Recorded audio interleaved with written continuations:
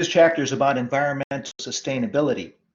And that's the idea that we need to sustain or maintain the environment for our children and our children's children. I told you in my very first lecture, when I studied business some 40 years ago, business schools never talked about ethics, let alone climate change or global warming. Back then, we didn't know what climate change was.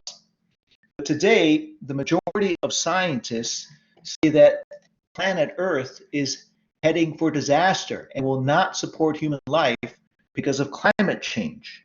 Climate change is caused by carbon dioxide or CO2 from cars and industry, which is released into the atmosphere, causes the atmosphere to thicken, and it traps heat on the Earth, which is like a greenhouse effect. And so we call this view the doomsayer view in the textbook. So the textbook talks about 4 mindsets plus 1, the pragmatist view, which we'll talk about last. So the first mindset, the doomsayers, we just talked about the doomsayers. And then the doomsayers are in opposition to what we call the textbook, the cornucopians. Now, the cornucopians they represent like Patrick Moore from the climate change assignment. And they say that the Earth is not heading for disaster and humans are not causing global warming. The aesthetic mindset is pretty much the same as the doomsayer mindset. They just focus on appreciating natural beauty. Now, the pragmatist mindset and the haves versus the has-not mindset, they balance the doomsayers and the cornucopians. So they look at the issues between the two of them. So really the two main mindsets here are the doomsayers and the cornucopians. So let's take a look here at the haves versus the have-nots mindset. And essentially, this mindset looks at less developed countries. The issue of exploiting natural resources, like in Africa, which has many natural resources. And the doomsayers say that we should not drill for oil or cut down trees for paper in countries like Africa and other less developed countries because that's bad for the environment. The cornucopians, on the other hand, they say we should not stop these less developed countries' economic development because this is the only way they can grow their economy. But a very famous case on this issue took place in 1999 with ExxonMobil, known as Esso in Canada. If you drive a car, you've probably seen Esso gas stations. And they wanted to drill for oil in the poor African country of Chad. So Chad back then was one of the poorest countries in the world, located in Africa, where you had disease and poor nutrition, extreme poverty. And look at this, they had about 2 phones per 1,000 people and limited access to electricity. So really a poor country at that time. They're better today. And also the world's worst record for corruption in their government. So what Exxon wanted to do was they wanted to drill for oil in Chad, which is in the center of Africa. And then they wanted to build a pipeline which transports oil by cutting through the neighboring country of Cameroon. They would have to cut through the famous Cameroon rainforest and bring the oil to the coast where it could be loaded onto tanker and transported to developed countries. By the way, we do have some students from Cameroon at Seneca here because I had them in my class. So the doomsayers and the cornucopians were debating on whether or not we should drill for oil and build this pipeline. The World Bank, which is represented the cornucopian view, they supported the project and they were willing to partially fund the project with Exxon because they said this project could transform the economy of Chad. The country is so poor at present, it cannot afford the minimum public services necessary for a decent life. And they projected by 2004 the pipeline would increase government revenues by 45 to 50% per year. And they could use those investments in health, education, environment, infrastructure, rural development necessary to reduce poverty. And so they said, yes, let's help them build this project because this is how Chad can dig out of poverty. On the other hand, the doomsayers, which are represented by the environmental groups, they opposed the World Bank's involvement in ExxonMobil because they said that this would damage Cameroon's rainforest when they found trees to build that pipeline. And they say a lot of native people live in that rainforest and they depend on it for food, washing, drinking, and medicine. And furthermore, this project would go to corrupt governments. Remember, Chad had a bad record for corruption, and they may not even use the funds to alleviate poverty. And so this is the doomsayer view. And so if you look at both the doomsayer and the cornucopian view, it's not an easy choice. I mean, what would you do if you were CEO of ExxonMobil? Would you continue with the project, or would you just pull out of the project due to environmental issues? And if you use the utilitarian approach and weigh the benefits versus the harms, you could almost go either way. It's not an easy decision. In the end, Exxon went ahead with the drilling and the pipeline project. And both Chad and Cameroon, they received economic benefit, but there were also some corruption issues. You can actually go to the Exxon website and learn more about this project. Now, it's not even in less developed countries that we have a debate about pipelines. Even here in Canada, we are currently having a debate about building pipelines and expanding pipelines in Canada. And on the one hand, you've got the doomsayers who say, no way, because building these pipelines are bad for the environment.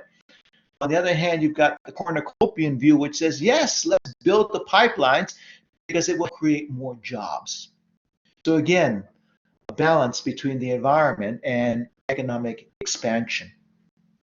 So which view represents your view of climate change? Are you more of a doomsayer who say, well, we are heading for disaster, and many places on planet Earth within the next 50 or 100 years will be habitable unless we change our current activity?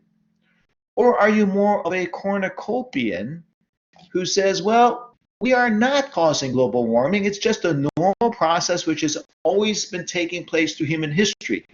And you remember what Patrick Moore said, that he was more of a cornucopian viewpoint. Or are you somewhere in the middle and might take more of a pragmatic or pragmatist approach to this? And this is pretty much where I fall.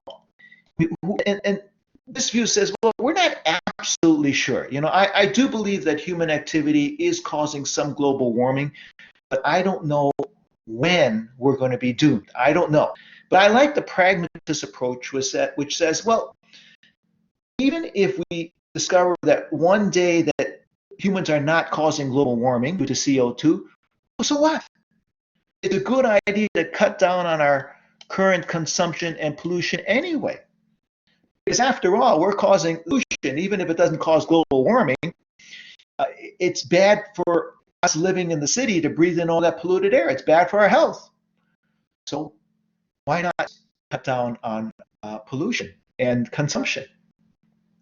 And so some companies which are doing that, all of you know Tesla, right? The electric car maker. We can call Tesla a dark green company. A dark green company in the textbook is the highest level of green. This is a company that does everything they can to protect the environment.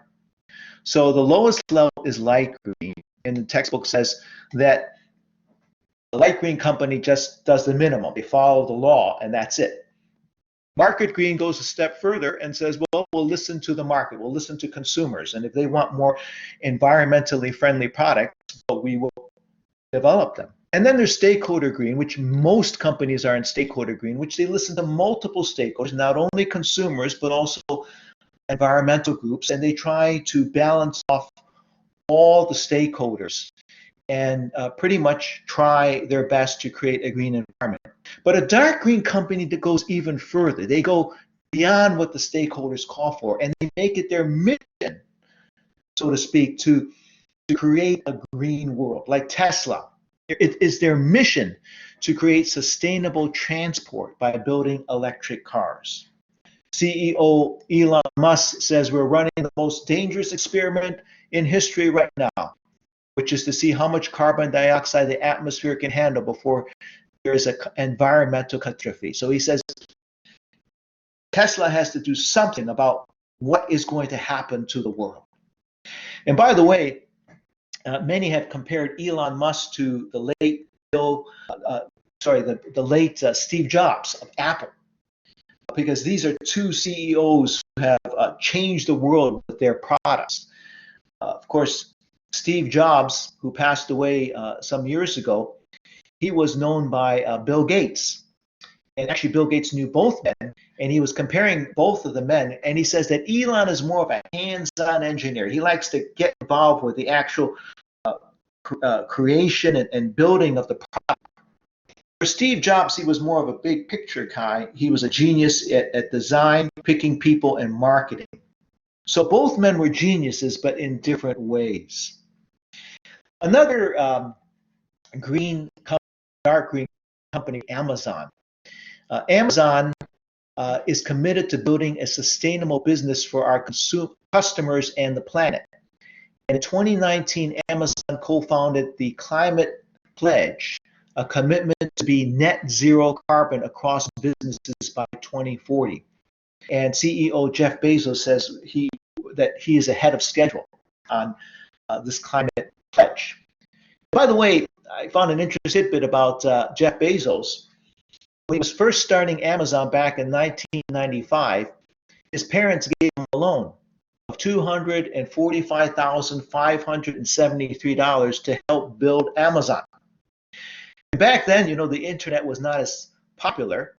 And Bezos thought, well, maybe there's about a 30% chance that Amazon would be successful. He says, I told my parents it's very likely they'll lose their entire investment.